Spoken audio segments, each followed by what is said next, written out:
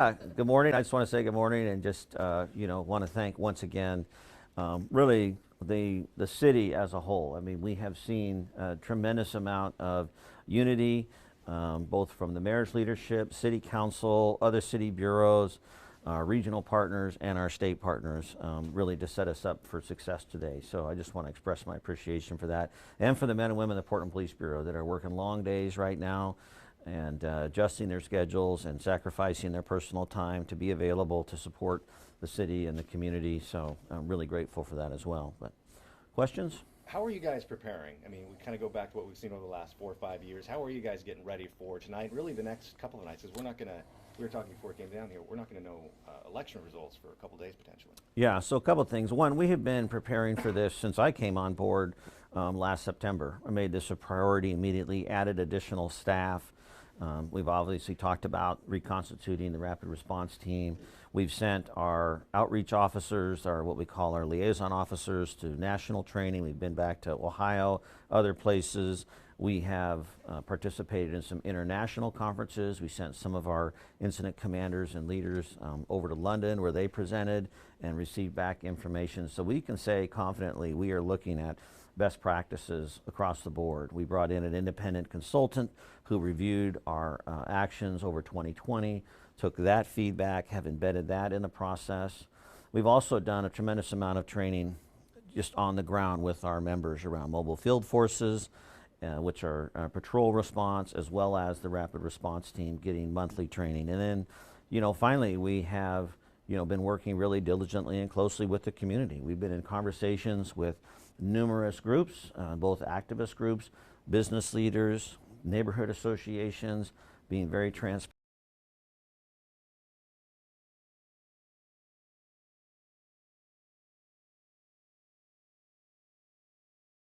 about what their expectations are of us and being responsive to that. It's really, I think, put us in best possible position for today.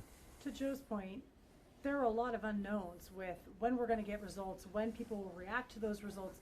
Do you have an anticipated timeline? Well, not exactly, because as you said, there's so much uncertainty, right? Both nationally and even locally in terms of process.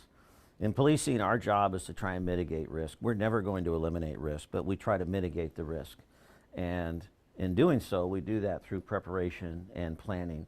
One of the areas where we're farther ahead this year than we've been in the past is PPB has established several incident management teams. So we're prepared to have available staff over an extended period of time. I've canceled days off through the week, so at least through the end of this week. We can adjust that as necessary, but we're not going to be burning through our people at a level we were doing in the past. We're really more mindful of preparation and wellness to be able to take us for a sustained period of time. I certainly hope that's not the case, but it is definitely unpredictable and more of a nuance than a science for sure. How many hours do you think your officers will be working tonight and maybe into the end of the week? So we have people on 12-hour shifts. So we have them coming in staggered throughout the day, 7 a.m. to 7 p.m., noon to midnight, 2 to 2 a.m., 4 p.m. to 4 a.m., et cetera, and then 8 p.m. to 8 a.m. So we have, number of people staggered, but everybody's working 12-hour shifts, and the goal will be to make sure that they get out, within that time frame. Have you received any credible threats from any organization, individual, things like that, about election violence? Nothing specific. There's plenty of information out there in the social media space talking about, different actions or direct actions, and nothing that I can highlight specific to Portland.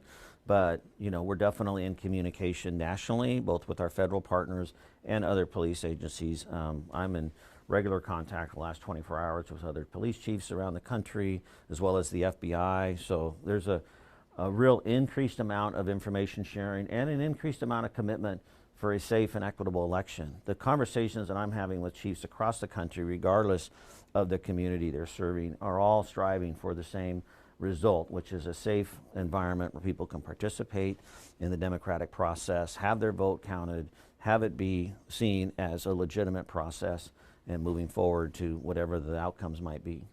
The boarding up of downtown, I mean, we're seeing businesses take steps. Right. And then I think the e-scooters aren't allowed in the downtown area, is that right? I'm not aware of the e-scooter decision. I can get back to you on that, Sherman. All right. But yeah, we have seen businesses taking steps to board up, and I fully understand that need for that preparation, right? The responsibility they have to their own business and to their customers, et cetera, certainly makes sense to me, because we cannot promise that there won't be violence. We can't promise that there won't be vandalism.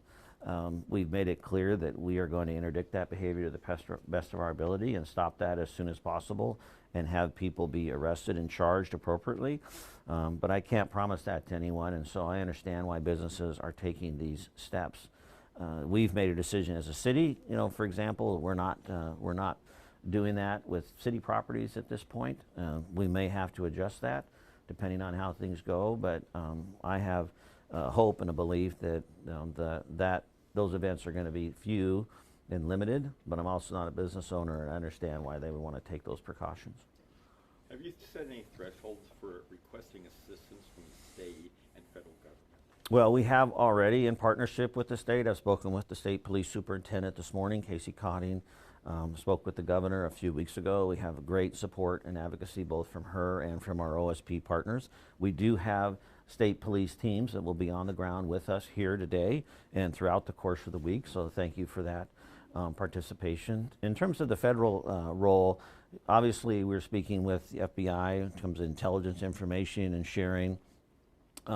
And the Federal Protective Service, I spoke to their director who's responsible for Northwest. Federal Protective Service is the uniform component you see over at the Edith Green building or the Gus Solomon building. They have police cars and uniformed people downtown, so we'll work with them. But there's no intention on our part to call upon the federal government or to seek assistance from the federal government from an on-the-ground standpoint, from an officer standpoint. This is really an event that's going to be managed by the Portland Police Bureau and the state police, and our regional partners are going to support us by providing response to calls for service when we can't get to them. So Portlanders who still have crisis and need an emergency response will have a police response thanks to our neighboring agencies.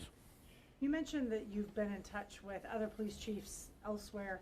Are you getting calls from other agencies from inside Oregon or I guess outside asking for your advice? How are you guys preparing so they can, because you guys have been through this before, are you able to help those? Are you getting those requests? Yes, I mean, I just did an interview last week with the Police Executive Research Forum, which is a national body that represents law enforcement executives across the country.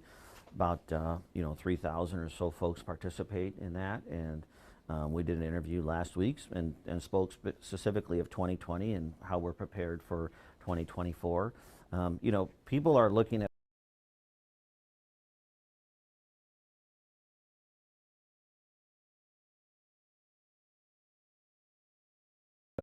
us to see how we're going to show up, how we're going to respond. People are also looking at us for lessons learned, to be able to manage. Because I think there is an increased amount of sensitivity to this election and the tensions that people are feeling in communities across the country, not just in Portland. So one, what were our lessons learned? How have we prepared?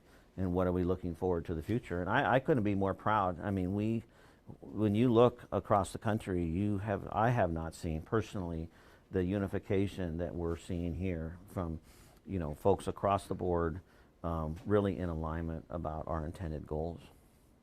What can you recommend for people who want to report political violence they may have witnessed or experienced? Yeah, well, we're taking all reports seriously. So one, that we need to be made aware of that, whether that's through the 911 system or the non-emergency system. But I would certainly hope that they would reach out to us through those traditional means, and then we can capture that information. Later today, we'll be standing up our Joint Information Center. We'll be putting out a lot of information and resources and contact info, so if people have concerns, they're going to have various pathways to be able to get both to us as well as other city bureaus.